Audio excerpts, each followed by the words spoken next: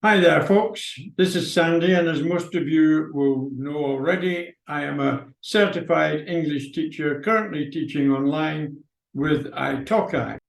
Today's video is about something that I see a lot of students struggle with, and that's basic English grammar, and to be more specific, the tenses of the verbs in English grammar. I don't know why, but it does prove to be quite a complex aspect for many students.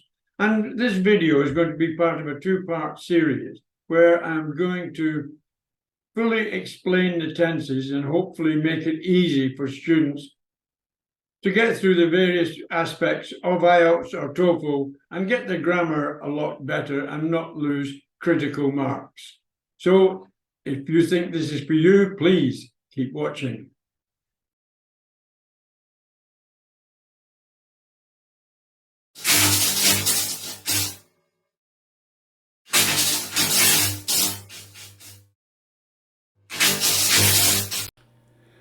The past, the present, and the future. All these times can affect the way we describe something when we're talking, and we've got to take them into consideration. Maybe an action that's happened in the past, or an action that's currently happening in the present, or something that's going to happen in the future. All our verb tenses have to be correct to amplify them. Further, we can have actions that maybe have started in the past and are still running into the future, into the present, or something that's starting now that's going to run into the future. We need to know how to currently reflect that in our grammar also. And the final one is something that may have started in the past, it's happening now, and it's going to continue to happen into the future. Something else we've got to take into consideration.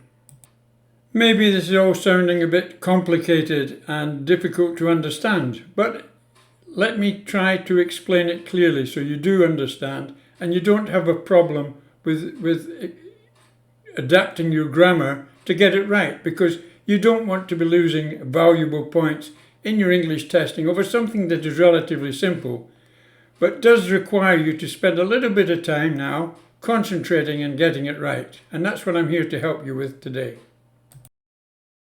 So let me introduce you to this graphic. This is a tense table. As you can see across the top of the table, you can see the tenses marked out as the past, the present, and the future. If you look down the left-hand side, you will see the aspects of each tense that can be applied to each tense: the simple, the continuous, the perfect, and the perfect continuous. And this is where things can get seemingly a little more complex. Now, in this video today, we're going to go through just the first two, the simple and the continuous. But before we go on to do that, I would just like to point out something so you understand how to use this table. If you look, for instance, under the past simple box, you will see a code that says S plus V2 plus O. Now then, I want to explain to you exactly what this means. The S is the subject of the sentence. The V2 is the form of the verb that's required to be used. And the O is the object in the sentence. So, having explained that, and if you bear that in mind, we will now go on to explain how this coding works. So the first thing I should do is clarify the verb forms that are required on the coding on the tense table. So we'll start with V1, which is the verb for the present tense. And then V2 is the verb for the past tense. V3 is the verb for the future tense. And the last one that's pointed out is VING, ving. Now this is a verb that's used for the continuous aspects of the verb form, and because they are continuous and they're happening, they all end in ing. Ing meaning as in running, playing, eating, etc. So the verbs will end up with ing because it's actually happening at that time. Now back to our tenses table, and for the rest of this video we're going to be just examining two of the elements of the three tenses, and those being the simple and the continuous aspects of the tenses. The reason I'm doing that is because I don't want to overload the complexity of things, and I'd like you to try and do this, watch this video a couple of times and try and do some sentences of yourself of those two elements. And then we'll come back with the next video and we'll cover the last two elements, the perfect and the perfect continuous. And then hopefully you will fully understand and be able to demonstrate with your grammar all the four aspects of the three tenses. So let's get on our way.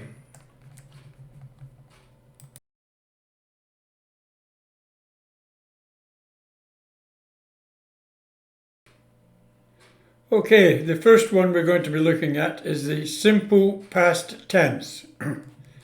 If you check back to the tenses graph, you will see that the code, and if you can remember we discussed it, was the subject plus the second form of the verb, which is the past tense, plus the object. So it's something that's happened in the past. Example sentences are Lisa's the subject, went to the supermarket yesterday.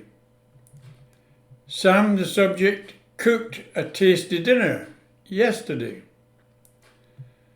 My brother saw a movie yesterday.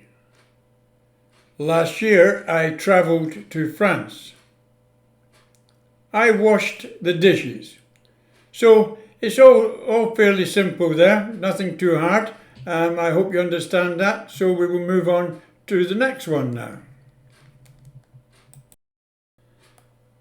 Now we look at the simple present tense, and if you note, the code is the subject plus the verb in its first form, which is the present tense, plus the object. So sample sentences: he goes to school every morning. She understands English. It mixes the sand and the water. He tries very hard. She enjoys playing the piano. So, all things in the present and fairly straightforward. Let's move on. Okay, into the simple future tense now.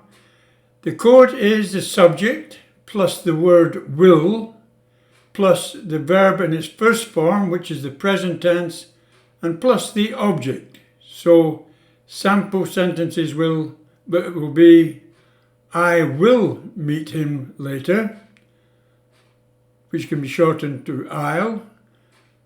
Second one, you will come. You'll. It will rain tomorrow. It'll. She will be late. She'll. He will help us later.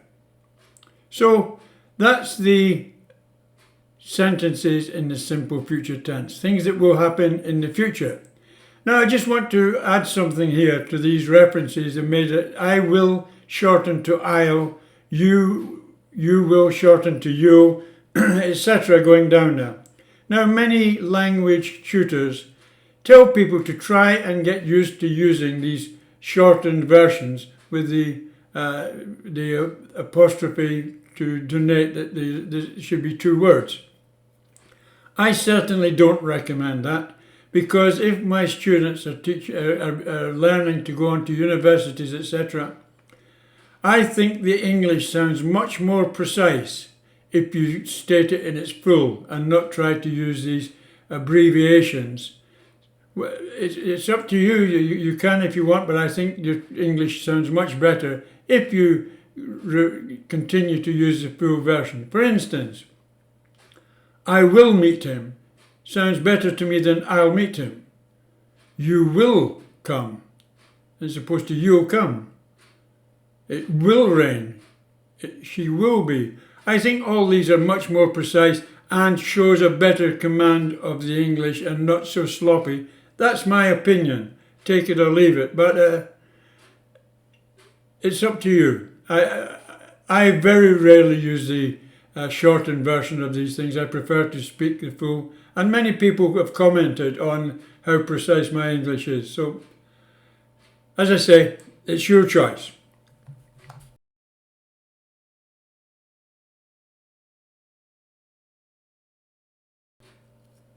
Things that were happening in the past continuous.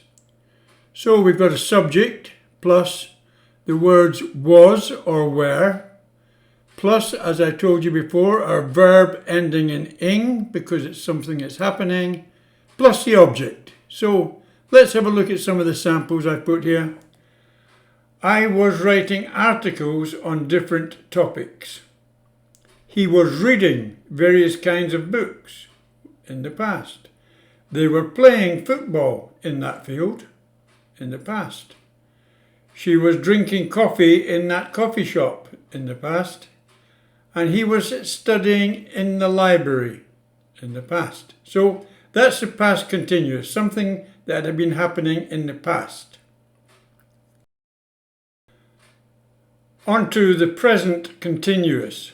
So something that's happening at the present, and the code is the subject plus the word, one of the words am, is, or are, plus the verb with the ing ending, and plus the object. So, sounds pretty reasonable. Let's have a go at the practice sentences. Happening in the present. I am writing articles on different topics. He is reading various kinds of books. They are playing football now. She is drinking coffee. He is going to the library. All things that are happening in the present continuous aspect. The last one for this video. Some things that's going to be happening in the future. Some actions that will be happening in the future. The code being the subject, plus the words will be, plus, once again for the continuous, the verb ending in ing, and plus the object. So let's just have a review of these sentences. I will be writing articles on different topics.